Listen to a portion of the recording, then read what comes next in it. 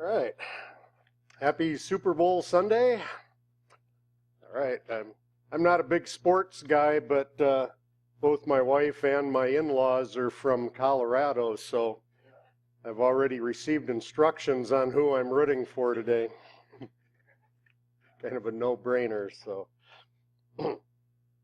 Yeah, my friend Jay was alluding to how he'd love to be in those meetings where we pick topics out for who gets to do what up here, and I'd just like to say that I would like to be in those meetings.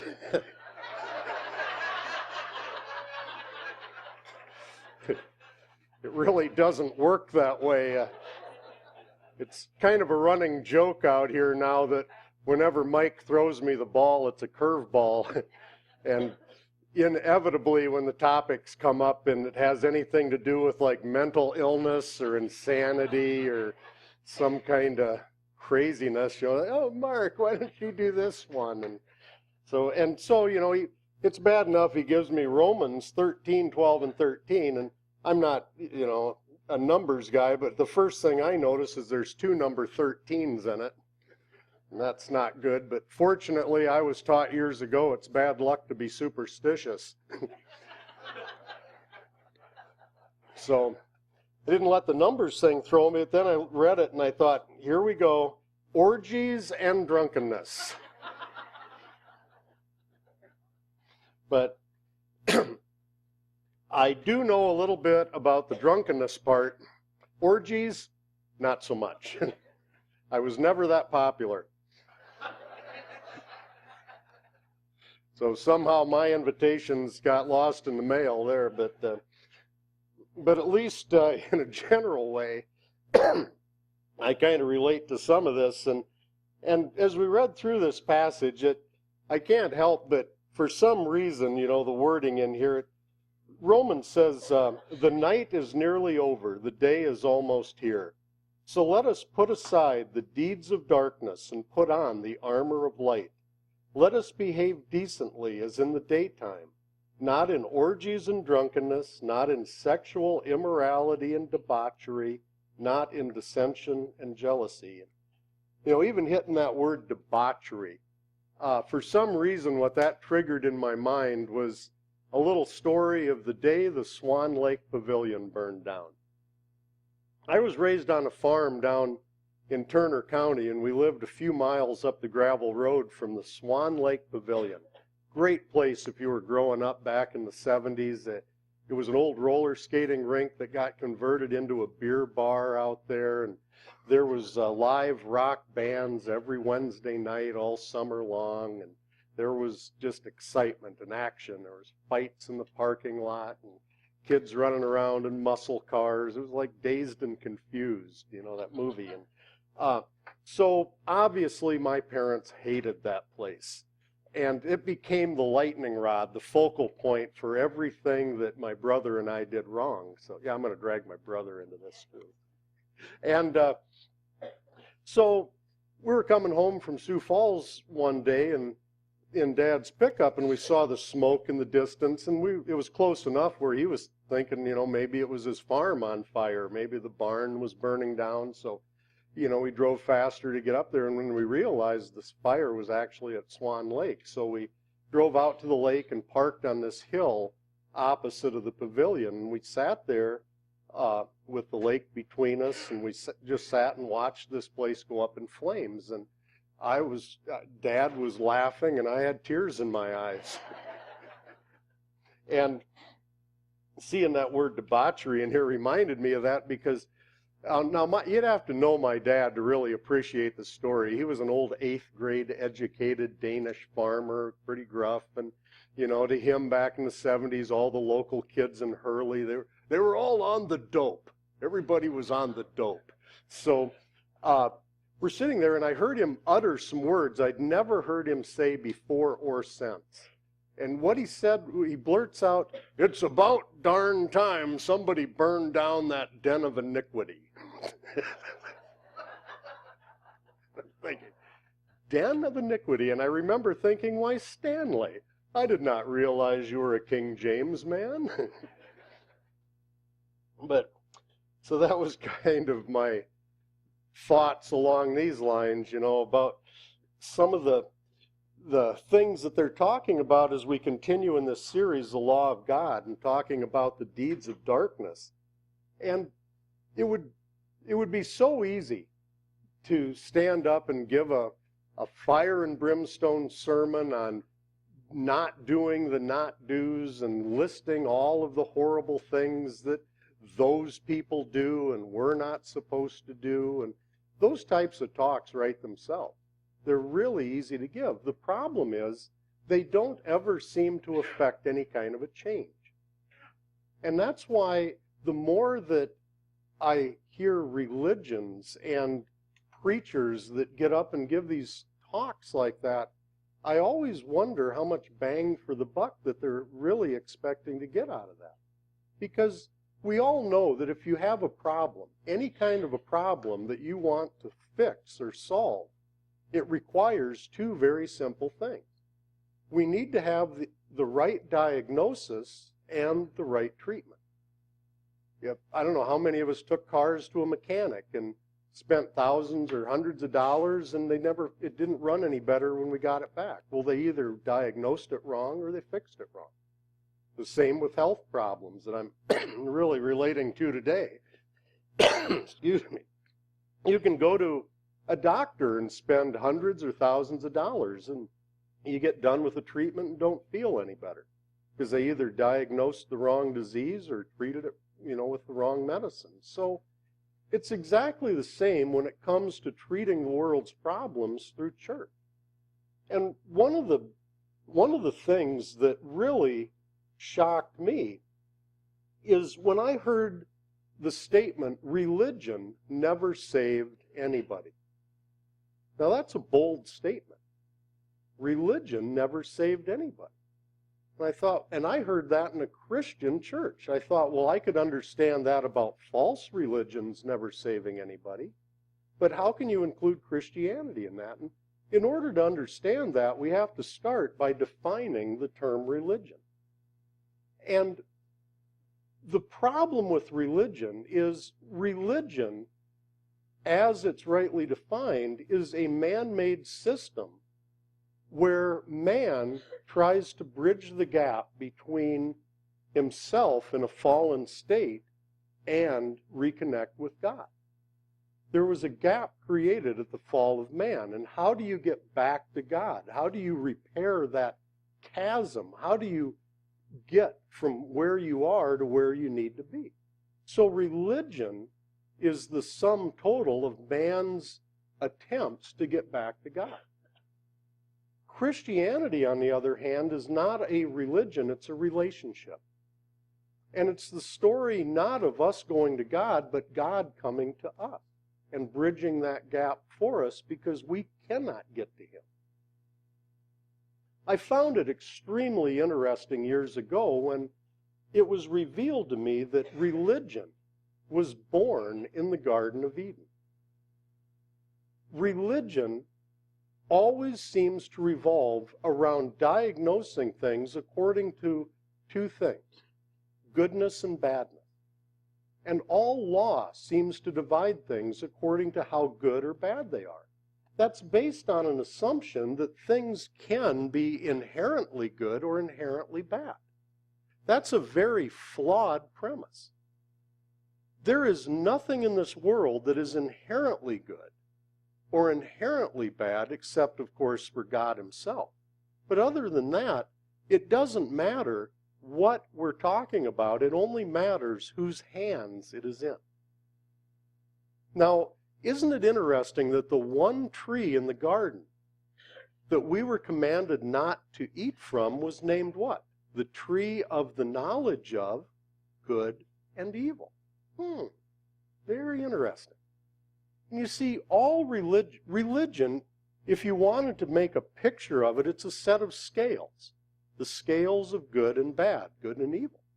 And what we do is we tend to divide or separate things into those two camps because we tend to think in black and white terms. Oh, do that. Why? Because that's good. Oh, don't do that. Why? Well, that's bad. And do the good things and don't do the bad things and hang out with the good people and stay away from the bad people. And then you will be saved and God will accept you and welcome you and love you.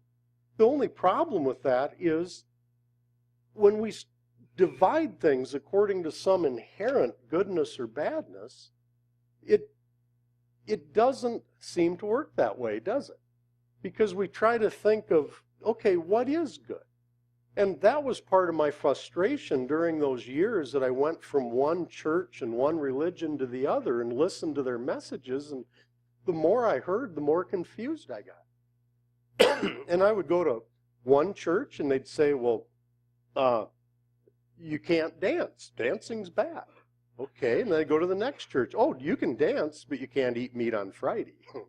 Okay, so what would I rather do? Well, I like cheeseburgers and I can't dance. I'm one of those, I'm a typical one of those, the way that I'm wired, I can't move my top half and bottom half at the same time. So, and they're like not connected.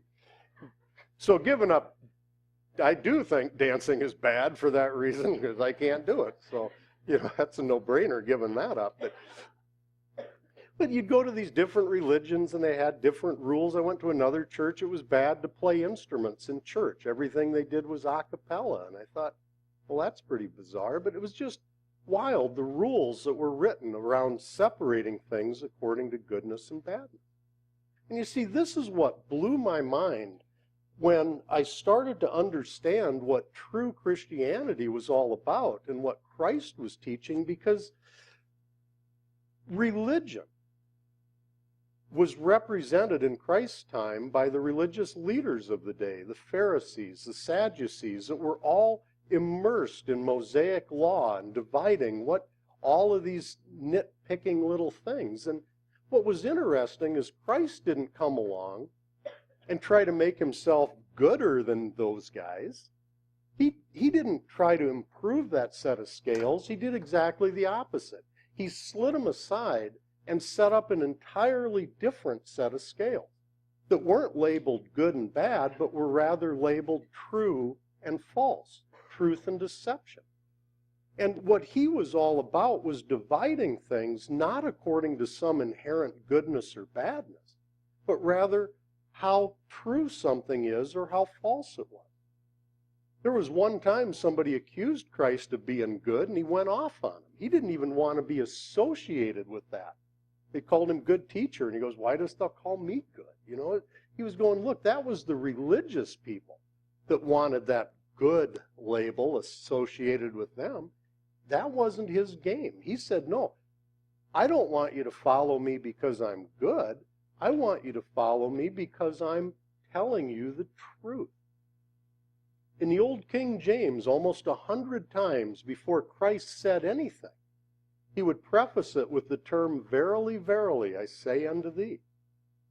Verily, verily, I say unto thee. And then he would tell them about God and tell them about himself and tell them about heaven. What that translates into in modern English is, I tell you the truth. And later, not only did he tell people the truth, but he actually said, I am the truth, the way, and the life. Jesus was truth incarnate. And not only was he the truth and told the truth, but he came to expose the lies and expose the liar. And that's why he also talked a lot about the devil. And I put a passage in there, about how what he revealed. He said, you belong to your father, the devil, and you want to carry out your father's desires. He was a murderer from the beginning, not holding to the truth, for there is no truth in him. When he lies, he speaks his native language, for he is a liar and the father of lies. So, by dividing things according to truth and deception, that was a whole different mindset than just trying to separate things according to some goodness or badness. And that's why it also tells us in the Bible that all things work together for the good, for those who love God and who are called according to his purpose. See, it doesn't matter what it is. In the devil's hands, he will forge everything into a weapon and beat you with it. There's nothing so good that it can't be used for bad. There's nothing so bad that God can't turn it into a blessing in disguise. Even people that fell into addiction, the beauty of their 12th step is you not only recover, but you then go out and help others to recover from the same thing. And through that process, what started as one of your biggest curses is converted into your biggest blessing, your biggest asset. Because in God's hand, our past becomes something that can actually be used to help other people and not hurt them. And you see, that's the miracle of dividing things according to truth and deception, and not just some arbitrary standard of goodness or badness. And today we're looking at another angle of that, where we're dividing things not just according to truth and deception, but according to darkness and light. Now, couple of months ago, we gave another teaching about light and darkness, and we were talking about how we tend to think in black and white terms, and we tend to think in opposites. And if you ask people, what's the opposite of up, down, in, out, left, right, east, west? And so if you ask, what's the opposite of light, you'd say dark, correct? But you see, light has no opposite. Darkness is not the absence of light, it's merely the absence of light. Darkness doesn't have any equal power when it comes to the light. We used the example back then that if it's light in your house at night and it's dark outside, when you open the door, you don't let the dark in, you let the light out. And you don't open the door and see this wall of darkness where the dark outside just stops at your doorway. See, light has power over darkness. And in the same way, or a similar way, you have a different contrast when it comes to separating truth and deception.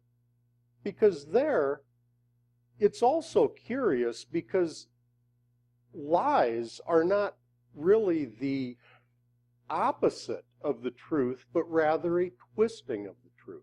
Now this gets a little heady, but hopefully I can make sense of this, where you realize that you cannot have a lie unless you have a pre-existent truth, can you? In order to properly lie, to be accused of lying, there have to be two pre-existent elements. Number one, I can only lie to you if I first know the truth. If I don't know the truth, how can I spin the truth? I might accidentally tell you the truth and not mean to. Oops, that's not what I meant to say. But so you have to know the truth before you are in a position to lie. The second fact of lying is not only do I have to know the truth, but I have to have the intent to deceive you.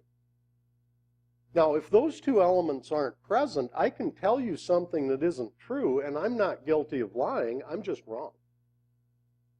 If there's a sprinkler system outside and I hear the water hitting the side of the building and bouncing off the roof, I might assume that it's raining out because I heard the water hitting the building. And I might tell Terry, hey, make sure you take your umbrella, it's raining. And I'm not lying, I'm wrong, it's not raining out, but I don't know that. And I meant to be helpful by telling him that. So he walks outside with his umbrella and people laugh at him because the sun's out. But I'm right behind him with my umbrella too, because I didn't know I was wrong. Now, on the other hand, if I want to deceive somebody and I know it's not raining and I tell them it is, then it's a lie. And you see, this is why the devil is held to a higher standard than we are when it comes to being culpable for being the father of lies, is because he knows the truth. He was in heaven with Christ and knew him personally before he voluntarily chose to disobey. And that's why he has a much higher blame than we do, because at least we can say, even in the Garden of Eden, we had a deceiver. He did not. So therefore, in order to lie, there has to be those elements in place. And so when Christ said, I am the truth, the way, and the life, he also said when it came to light versus darkness, I am the light of the world. So Christ not only came to address deception and help us to know the truth, because the other fact about deception is you can only lie to somebody who does not know the truth. When the Bible says the truth will set us free from what exactly? The truth will set us free from both the lies and the liar. You cannot lie to somebody who knows the truth. If I want to sell you a car with 100,000 miles on it, and you know me and you know that car, and after I trade it off at the car lot, you go look at it and it's got 50,000 miles on it, it doesn't matter what lie that salesman tells you about why it has low mileage. You will never believe that because you know the truth, and that truth sets you free.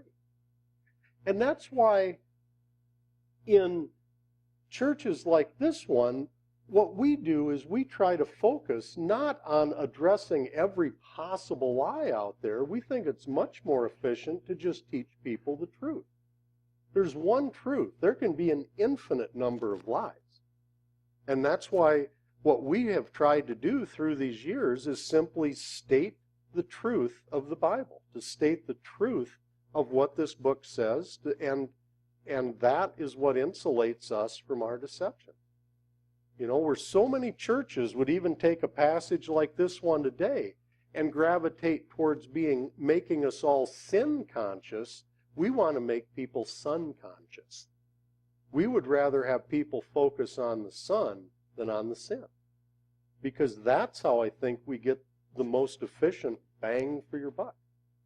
And that's why sometimes it throws people off when we don't go there and they don't hear the fire and brimstone things. But again, that just doesn't bear a lot of fruit. So today we're looking at this whole thing of the deeds of darkness. And again, going back to that example of diagnosing a problem and then treating it correctly. When it comes to why we do the things we do, that's really a central question, isn't it? That's why I fell in love with the book of Romans. Because when Paul was writing in here, he asked that rhetorical question, why do I do what I do? The first time I read that passage, it stopped me cold. And I set that book down and thought, now that is an excellent question. Why do I do what I do? And he goes on to explain, why is it that despite the fact that I know perfectly well the difference between right and wrong, why do I do the wrong thing? He says, I know what's right and I try to do it and fail. I know what's wrong and I do it anyway. He goes, what's wrong with me? And he concluded that his problem was sin within, what he called his lying lower nature through Adam. And through that deception, what he ended up doing, because he lacked the power to do differently than that, he'd fall back, and he said he was sold into slavery with sin as his owner. What a beautiful graphic illustration of how we all find ourselves in bondage. When my head said jump, all I could say is how high. When my head said go to the pavilion, all I could think is let me get my checkbook. When my head said lie, I'd open my mouth to tell the truth, and here come the lie. Powerless, helpless, but not hopeless. And that's where the Bible comes in. And what gives us hope in here is that there is a solution to this dilemma that we find ourselves in. So our real problem then, according to this, isn't badness, but blindness. And there's two reasons why somebody can't see. One is because their eyes don't work. That's called blind. But even if your eyes work perfectly, there's times when you can't see because it's dark out. There's no light. So rather our blindness is caused by a lack of sight or a lack of light. The net result is the same thing, isn't it? We can't see. And when the Bible goes on and talks about this, it says this is the verdict. Light has come into the world, but people love darkness because of light, because their deeds were evil. Everyone who does evil hates the light, and will not come into the light for fear that their deeds will be exposed. But whoever lives by the truth comes into the light, so that it may be seen plainly that what they have done has been done in the sight of God. And it goes on to say, the God of this age has blinded the minds of unbelievers, so that they cannot see the light of the gospel that displays the glory of Christ, who is the image of God. So what that's telling us is that when it comes to this thing of darkness and light, there's two different levels to that. Part of it is external. It's a true thing that criminals, like vampires, like the dark. I did.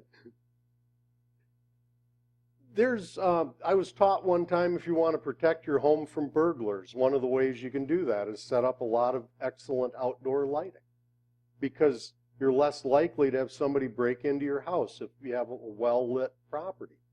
It's the same phenomena that you see in cities. A lot of cities, when they went bankrupt, one of the things they did was turn the street lights out, and then crime increased because it was easier for people to commit street crimes and vandalism, because even if there were security cameras, it was too dark to film them. So darkness and deeds of darkness kind of go together, don't they?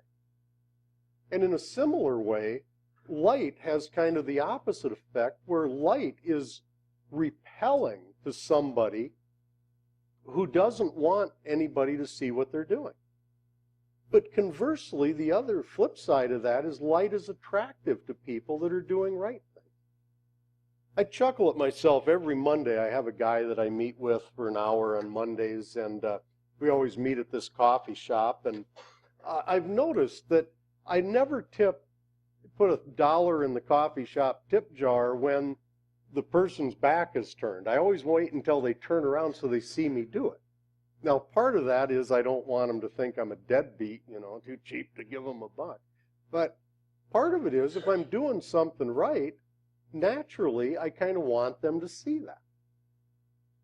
And when it comes to light, I think that it becomes attractive to the proportion that we want people to see what we're doing. The Bible says, let our light shine before men. And that makes perfect sense if I'm doing the right things.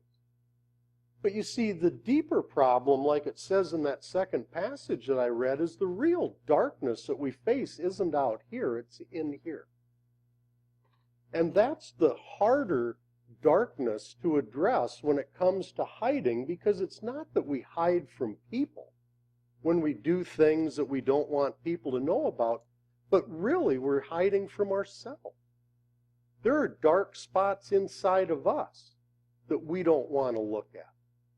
It's not just that I don't want you to know what I'm doing, I don't want me to know what I'm doing. I don't want to get honest with myself. So we develop these dark places in our heads and dark places in our hearts. There's an old adage that says we're only as sick as the secrets we keep.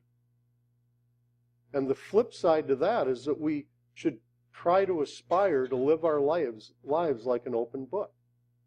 To the proportion that we can be honest and open and transparent, I think that's the degree that we truly can find freedom in this world. But how do you do that exactly?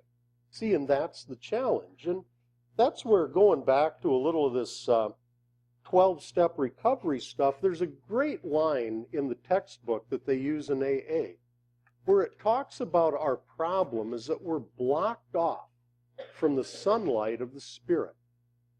I love that image that paints, because for years I experienced these, what my spiritual advisor used to refer to as these dark nights of the soul. I think probably we've all had those times where it just feels like God isn't there. Where you can pray, but all you're doing is talking to your knuckles. And those prayers are bouncing off your bedroom ceiling and landing back in your lap.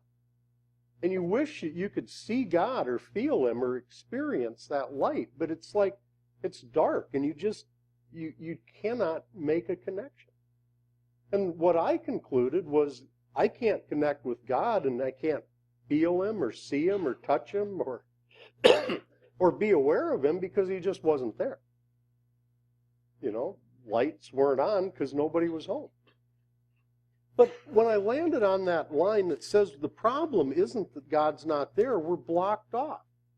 And I saw this vision like, you know, when we have an eclipse, we all know today what happens, right? There's the sun and there's the earth, and the moon comes in and blocks off the sunlight. So it gets dark in the middle of the daytime.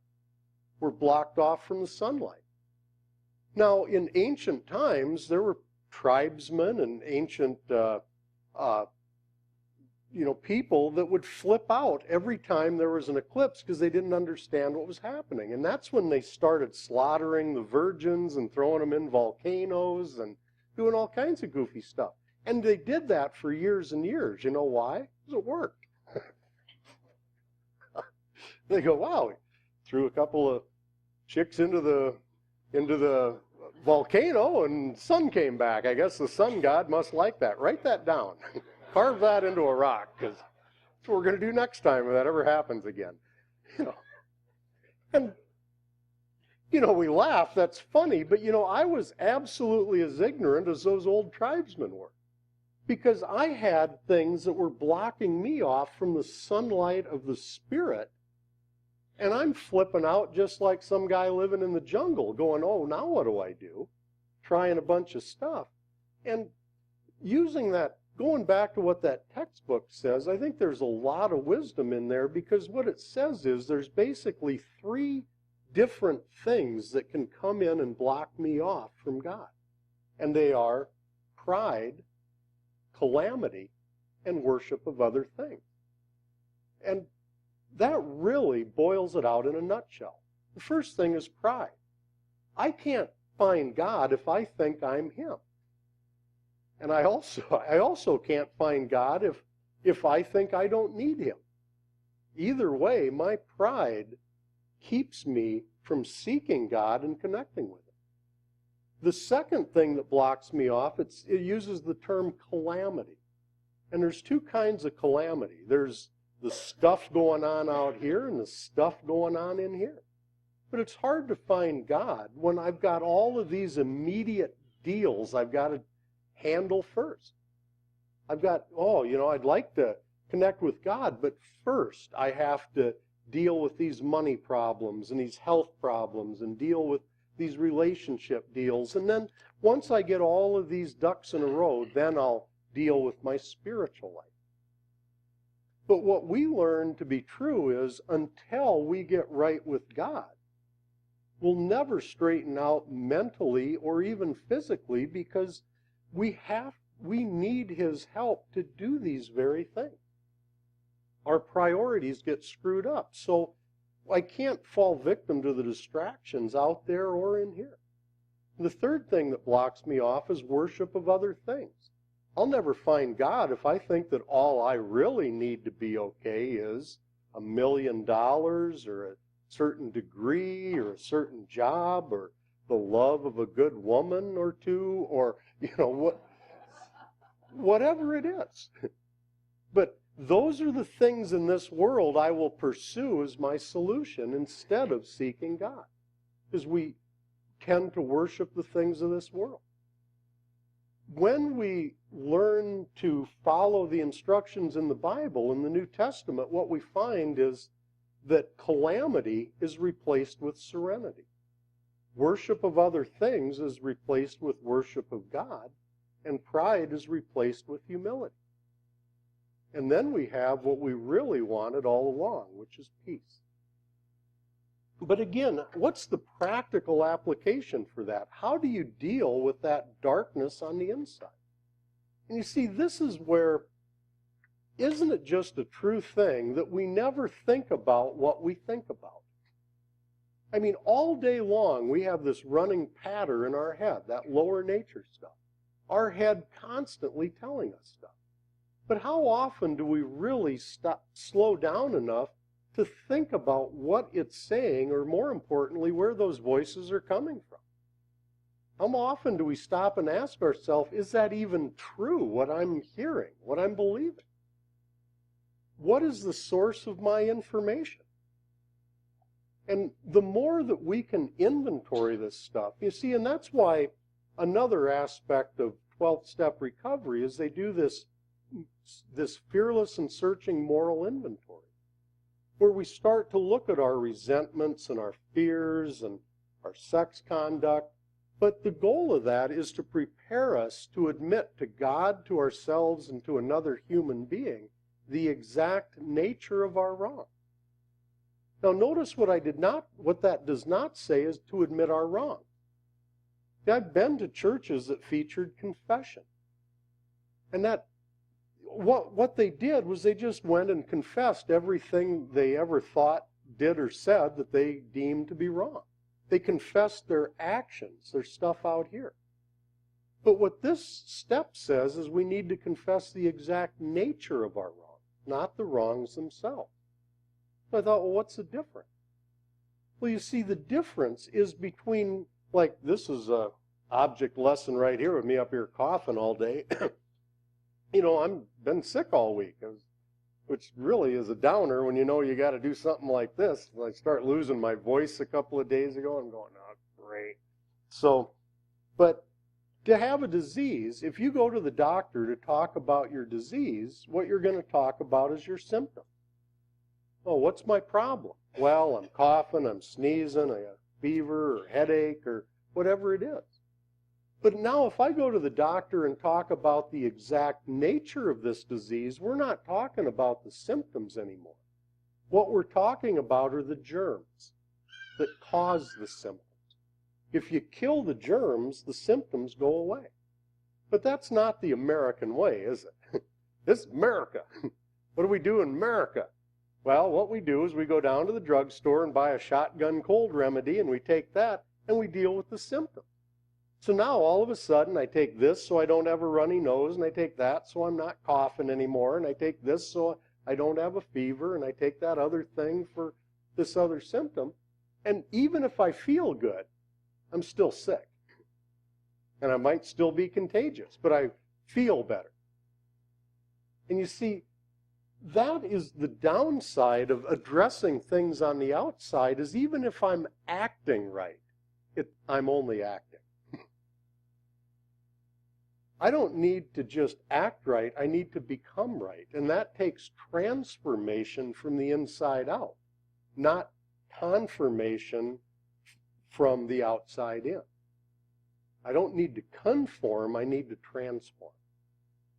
And that's why only the greatest of physicians, Christ himself, can heal us from the inside out. I don't just need to deal with the external symptom. And when we get into our heart condition, to deal with what's really wrong with us, what we end up looking at is the germs that cause these deeds of darkness out here, these bad behaviors. Because why do we do the things we do?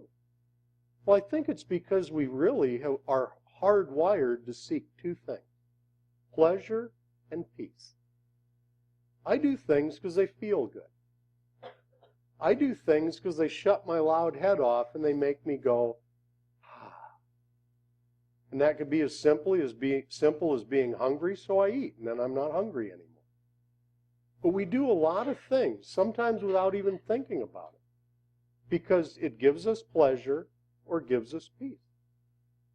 Now, Christ not only said he was the truth and he was the light, but he said, I am the Prince of Peace.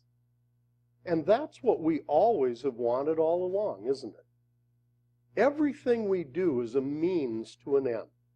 The end is, if I had that, then I could have what I really want. For an alcoholic, that comes from another drink. For a drug addict, it comes from another fix. From a gambling addict, it comes from one more pull of that lever. For But for any of us, it comes from doing what we have been told is going to make us feel better. And that's where I think the real message of this today, when we're dealing with darkness and the deeds that come from darkness, if there was one simple thing I'd throw out there, I put down in that boxed area down there half a paragraph that comes from that other book I was talking about, but I think that really sums up the Christian principles that we're talking about. And I love this because it's so simple, but so profound. It just tells us about 4 simple problems that are the root of so many of our bad decisions. And then it tells us 4 simple solutions, 4x4. You know, if you get stuck in the mud, what do? You put it in 4-wheel drive, 4x4.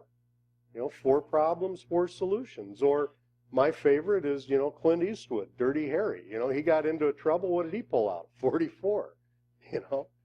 That's how he dealt with his problem. Taking into account this is a 44 Magnum, the most powerful handgun in the world. You can blow your head clean off.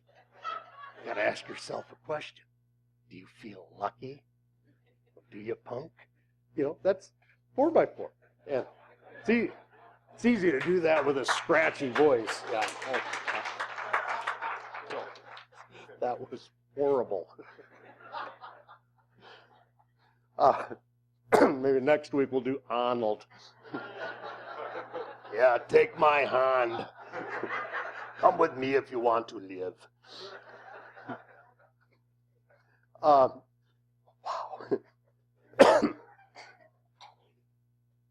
People ask me all my life, what's your problem? They'd say things like, boy, what's your problem? I don't know, beats me. But today I can tell you, selfishness, dishonesty, resentment, and fear, in a nutshell. My problem is I'm selfish, and that doesn't just mean I want more than I deserve. What it really means is I'm self-centered. Everything is about me. And if it ain't about me, it ought to be about me. But it always ends up, everything is personal. I take everything personal because it's always about me. So that's selfishness and self-centeredness. The other part of selfishness is playing God. See, I don't just know what's good for me, I know what's good for everybody. And that's playing God is a huge symptom of my selfishness and self-centeredness. The second problem I've had all my life is dishonesty. But I don't mean that we lie to other people. I mean I have a head that lies to me, and I don't know it's lying. Now there's another word for that. It's called insanity. But it's deception. See, all insanity revolves around deception. Believing a lie to be true and then believing the truth to be a lie. So that's why I constantly need to think about how I think and ask, what is the source of my information, and is that true? I've got to, because you think, well, how can you lie to yourself? Isn't that like hiding your own Easter eggs? I don't know where I put them. But but you see, we are, because of our lower nature, we do lie to ourselves and then we believe it. That is crazy. So we need to ask ourselves, is that true? Just because I believe it doesn't make it true. The third thing is, it says that we need to watch for resentment. Resentment is when we replay hurtful events in order to refeel the pain. And that's another symptom of spiritual sickness, is I harbor resentment. Old anger that never goes away. The fourth thing is I have a lot of fear, which is very self-explanatory. What might happen, what could go wrong, what would you do if, and it just bombards me. So when one of those 4 things crop up, it says when these crop up, number 1, we ask God at once to remove them. Number 2, we discuss them with someone immediately. These things lose their power when we talk intelligently about, I'm afraid of this, and it doesn't seem as big of a deal, or I'm mad at this person, but, it doesn't, I can work through that, or this is what my head's telling me. Man, that does sound kind of crazy. And by talking about these things intelligently, these things lose their power. They're so much bigger in our heads than they are out here. So we discuss them with someone immediately. And then it says that we make amends quickly if we have harmed anyone. If we do this right, we're not even harming people anymore because we're not making decisions based on fear and anger and selfishness and deception. And the final thing is then we resolutely turn our thoughts to someone we can help. Get out of here. Focus on other people and not on ourselves. You know, just like you can't drive your car and always looking in the rearview mirror. The main thing is look forward at other people. So just some thoughts we had. Communion Sunday today. So we're going to do communion.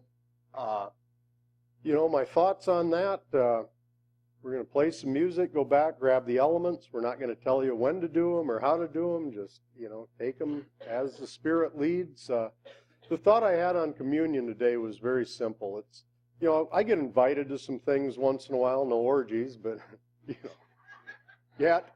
But, you know, I get some invitations. My favorite invitations always say, come as you are. You know, it's always a little bit stressful. Okay, what am I supposed to bring? What can I prepare? What do I got to take? How do I have to dress? Do I have to clean up? Do I have to look nice? Do I have to do anything there? It's so nice sometimes to get an invitation that reads, come as you are. You don't have to bring anything. You don't have to do anything. You don't have to dress a certain way. And when we're invited to the Lord's Supper, the invitation always says, come as you are. You don't have to dress a certain way. You don't have to bring anything. We come empty-handed. We just show up, come as we are. And I hope we can keep that in mind as we go through communion today, is that, you know, this invitation for communion is for all of us, and He just wants us there. So with that, why don't we take communion?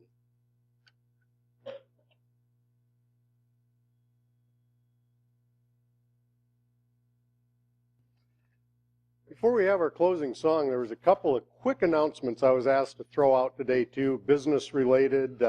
First of all, for those that are still interested in the bylaws that we rewrote, those are published and they're approved and they're online now. If you're interested, you can find those on our website.